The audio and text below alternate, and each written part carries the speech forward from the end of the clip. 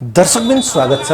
यतिखेर हामी झापाको कार्यक्रममा पुगेका केपी ओलीमाथि आक्रमण प्रयास भएको घटनालाई लिएर यहाँहरू माझ उपस्थित भएका छौँ र यो घटनाक्रम नेकपा एमाले अध्यक्ष केपी शर्मा ओली झापाको एउटा कार्यक्रममा उपस्थित भएका अवस्थामा त्यहाँका प्रदेश 1 को कोशी नामाकरण फिर्ता गर्नुपर्ने मागसहित आन्दोलन गरिरहेका एउटा समूहले चाहिँ उनीमाथि आक्रमण प्रयास गरेको भनेर भनिएको छ। तर केपी ओलीले त्यसलाई चाहिँ माओवादीले अथवा नेकपा यसले चाहिँ आफ्ना कार्यकर्ता लगाएर चाहिँ त्यो घटनालाई आफूमाथि आक्रमण गर्ने प्रयास गराएको भनेर पनि भनिएको छ र त्यहाँ दुई प्रहरी, एक प्रहरी निरीक्षक र एक प्रहरी हवलदार घाइते भएको समाचार पनि आएको छ।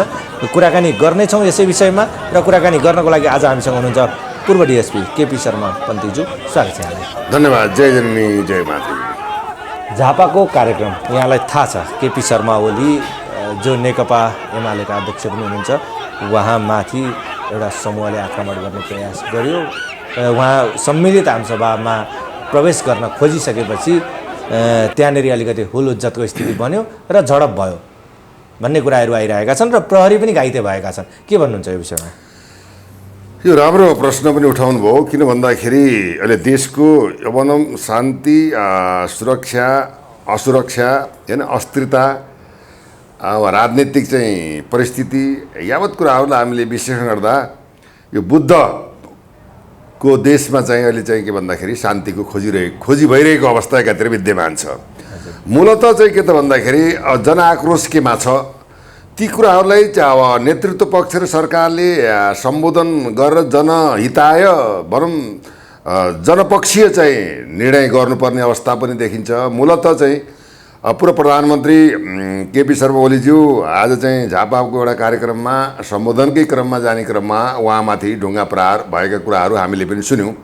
वास्तवमा चाहिँ के त भन्दाखेरि ढुङ्गा प्रहार हुनु, जुत्ता प्रहार हुनु, गाली गलोच हुनु, यो चाहिँ के भन्दा अशोभनीय र चाहिँ यो अराजकताको परिस्थिति हो भन्ने हाम्रो ठम्माइ पनि छ। तथापि किन त आक्रोश आयो भन्ने सन्दर्भमा हामी विवेचन गर्दा जब चाहिँ के भन्दा जब यो सङ्घीय निर्वाचन पश्चात पहिलो सरकार बन्यो, त्यो पहिलो सरकार बन्दाको अवस्थामा कोशीमा चाहिँ के भनौँ कोशीका मुख्यमन्त्री चाहिँ के भन्दाखेरि तपाईँको एमालेका थिए र त्यसै क्रममा त्यो प्रदेशलाई चाहिँ कोशी प्रदेश नामाकरण गरियो। तत्पश्चात के भन्दाखेरि अब तपाईँको त विरोधको बावजुद पनि त्यो चाहिँ कोशी प्रदेशको नामाकरण गरिसकेपछि त्यहाँ अब एकजना अब त्यो प्रदेशको डिमान्डमा चाहिँ शहीद भएको, होइन, मृत्यु आवरण गरेको अवस्था पनि छ। प्रहरी झडप भएको विगतको अवस्था पनि विद्यमान रह्यो। त्यही आक्रोशको स्वरूप चाहिँ के भन्दा पूर्व प्रधानमन्त्री सम्मानित पूर्व प्रधानमन्त्री केपी शर्मा ओलीज्यूलाई यो चाहिँ प्रदेशको नामाकरण खारेज हुनुपर्छ, परिवर्तन हुनुपर्छ भन्ने आवेशमा एउटा चाहिँ के भन्दा त्यहाँको अराजक परिस्थिति भन्दा पनि मूलत चाहिँ नि अब माधव कुमार नेपाल पक्षधर चाहिँ भनौँ व्यक्तित्व र कार्यकर्ता र माओवादी पक्षधर व्यक्तिहरूबाट त्यो कुराहरू भएको भन्ने कुरा सन्देश पनि आइसकेको छ। यसमा मूलत के हुन्छ भन्दा जब विवादास्पद परिस्थिति हुन्छ भने तपाईँको के हुनुपर्छ भन्दा निर्वाचन गर्नुपर्छ, जनमत लिनुपर्छ। हेर्नुहोस् कस्तो भन्दा जस्तै कोशी प्रदेश चाहिन्छ अथवा दुई के छ डिमान्ड, कुन प्रदेश राख्ने हो, कोशी प्रदेश राख्ने हो या जानकी प्रदेश राख्ने हो, या भनौँ न एउटा नामाङ्कन भौगोलिक नामाङ्कन राखेर त्यसलाई अप्सन दिएर चुनाव गरौँ, जनमतले जे भन्छ त्यसलाई अनुमोदन गरौँ। त्यो खालको पद्धति त विकास नेपालमा भएको छैन। त्यो चाहिँ अहिले अब केपी शर्मा ओलीज्यूलाई जुन एउटा घटनाक्रम भयो त्यो नियोजित घटनाक्रम जस्तो पनि लाग्दछ। अब हुन त अहिले सरकारमा चाहिँ अब यो भनौँ एकीकृत मार्क्सवादी लेनिनवादीका चाहिँ भनौँ माधव कुमार नेपाल लगायतको चाहिँ माओवादी काङ्ग्रेसहरू चाहिँ सत्ता गठनबाट अगाडि बढेको अवस्था पनि विद्यमान छ।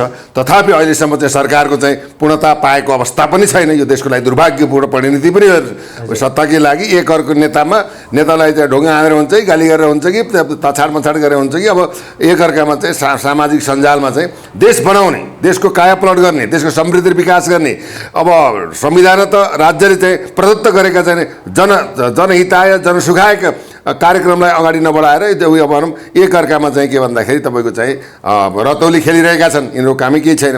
त्यो हुनाले चाहिँ अब यसमा हुन त हेर्नुहोस् घटनालाई अहिले अर्थपूर्ण रूपमा लिनुपर्छ किन ढुङ्गा हान्नु भनेको नचाहिने ठाउँमा लाग्यो भए अनेक खालको घाइते हुने अवस्था पनि हुन्थ्यो होइन त्यहाँ त्यसले गर्दा अरू चाहिँ प्रहरी घाइते पनि भएका छन् एउटा के भन्दा सुरक्षामा खटिएको प्रहरीमाथि हजुर अब ढुङ्गा हान्नु कहाँसम्म चाहिँ अराजकताको परिस्थिति हो अब प्रहरी त चाहे त्यो माओवादीको कार्यक्रम होस् चाहे एमालेको कार्यक्रम होस् चाहे राप्रपाको होस् चाहे कुनै पनि चाहिँ पार्टीको कागज हो तर त्यो सुरक्षा दिने काम के भन्दा नेपाल प्रहरीको सुरक्षामा रहेको एउटा जिम्मेवार चाहिँ भनौँ एउटा इन्सपेक्टर हलदारलाई चाहिँ भनौँ त्यो टाउको फट्ने गरी ढुङ्गाले हान्नु भने कहाँसम्मको अराजकताको परिस्थिति हो यो कहिलेसम्म चल्छ भने यो त्यो हुनाले यो यिनीहरूले सिस्टम पात्र पद्धति नै के भन्दाखेरि समाप्त पार्न लागेको अवस्था पनि छ हेर्नुहोस् होइन अब तपाईँले अब विगतदेखि हालसम्म हेर्नुभयो आज देशमा प्रजातन्त्र लोकतन्त्र र सङ्घीयताको चाहिँ नारा दिएर अगाडि बढेको एउटा शासन पद्धति लागू गर्दै अभ्यासको क्रममा रहेको चाहिँ शासन प्रणालीमा हारेको मान्छे तपाईँको प्रधानमन्त्री हो देशको। यतिखेर चर्चामा के आएको छ भने नि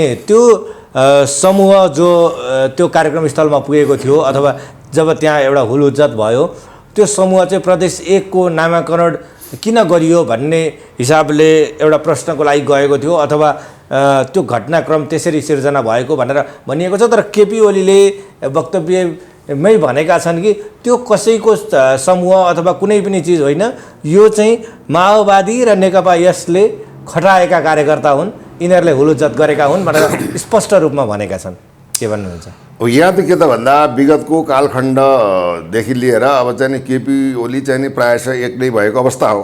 हजुर। अब उहाँले चाहिँ नि अब केही गर्छु सुनियोजित नै हो यो गर्छु भन्ने परिस्थितिमा पनि यी चाहिँ नि यी टेस्टेड पटक पटक टेस्ट भएका चाहिँ अनुहार भन्दा केही मात्रामा चाहिँ राष्ट्रिय एउटा बाध्यता उनमा छ जस्तो मलाई लाग्छ। हेर्नुहोस् त्यो उनीहरूले त योजनाबद्ध अब यिनीहरू त केपीकै डर छ नि त।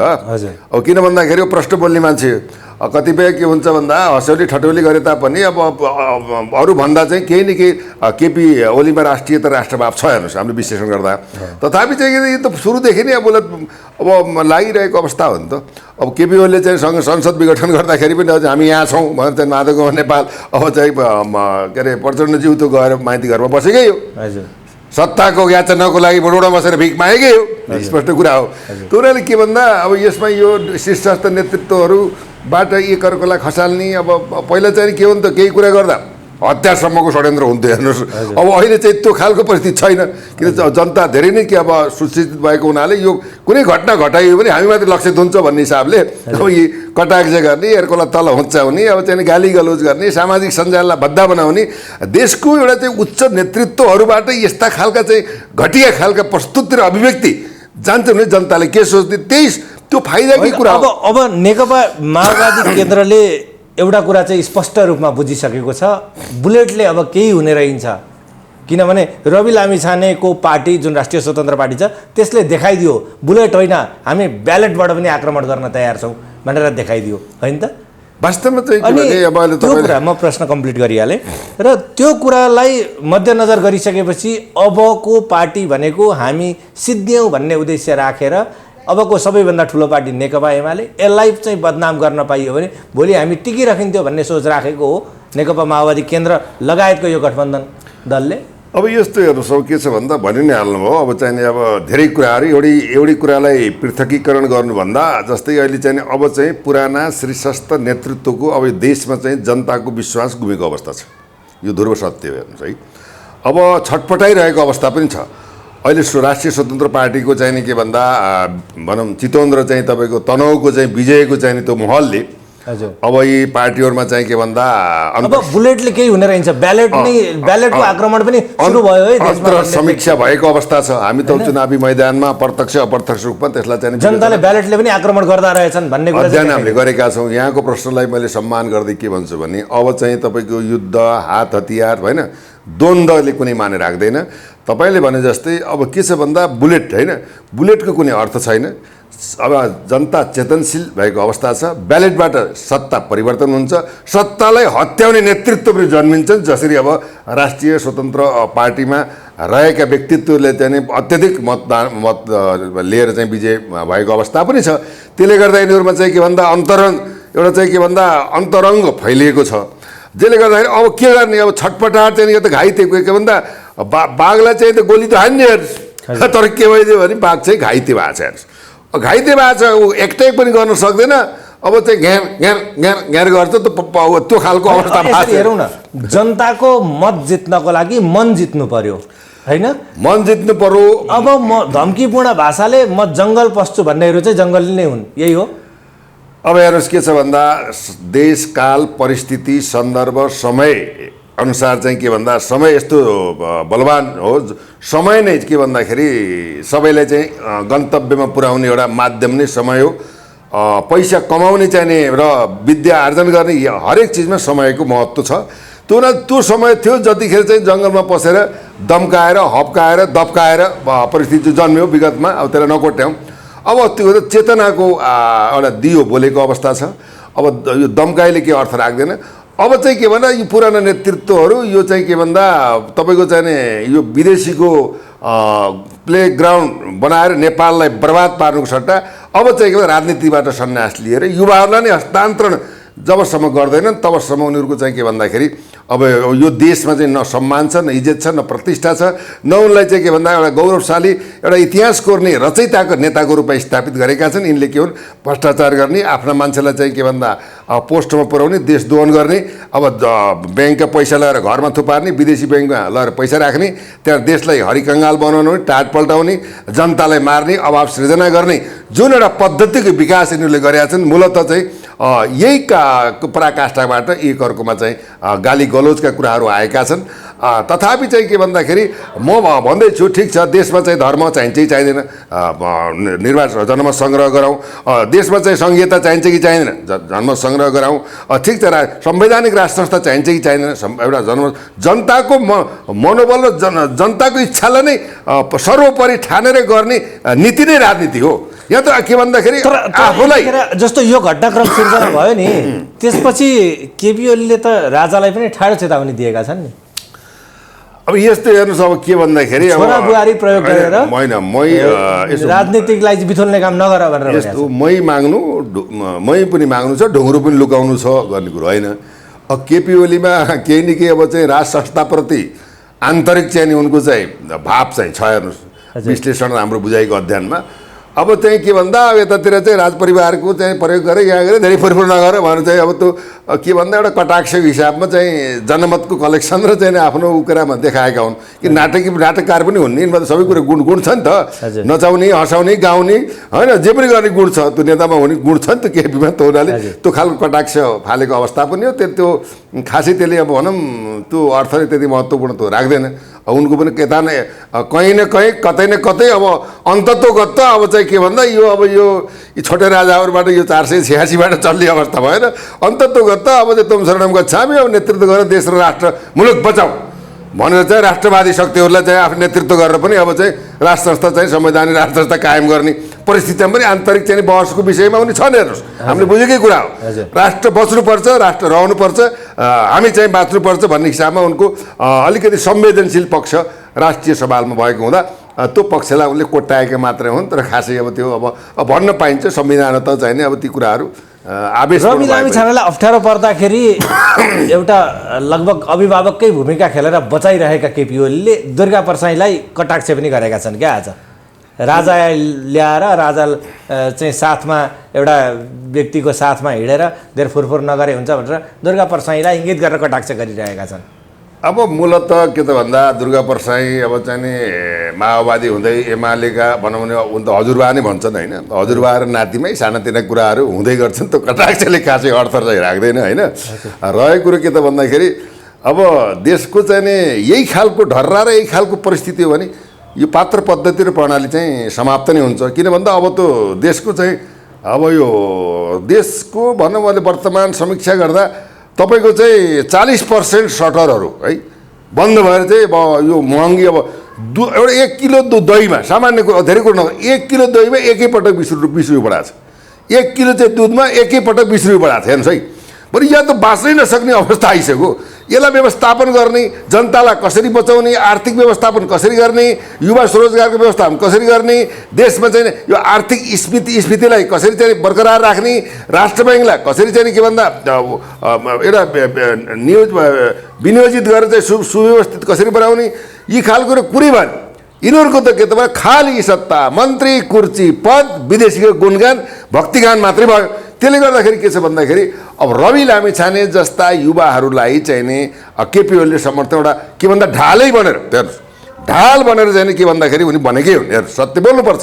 र त्यो केपी ओलीको चाहिँ नि अब भनौँ अब रवि लामिछानेलाई चाहिँ नि एउटा चाहिँ त्यहाँसम्म उपप्रधान भएन बिचमा अब प्राविधिक कारणका आफ्नो बाटोमा छन्।